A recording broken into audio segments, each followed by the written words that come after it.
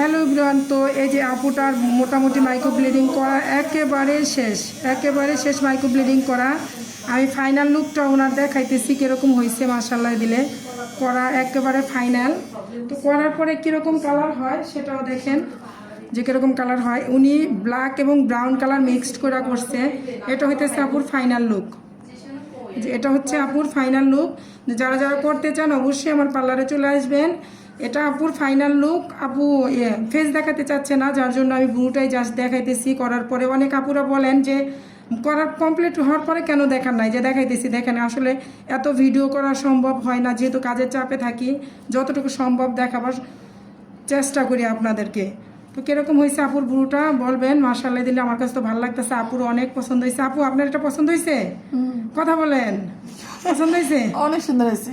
তো thank you so much. Bye bye. আবার আসবেন সবাই। আমার পার্লারের ঠিকানা হচ্ছে ঢাকা উত্তরখান মাজার বাবুর্চি বাড়ির মোড়। Bye bye.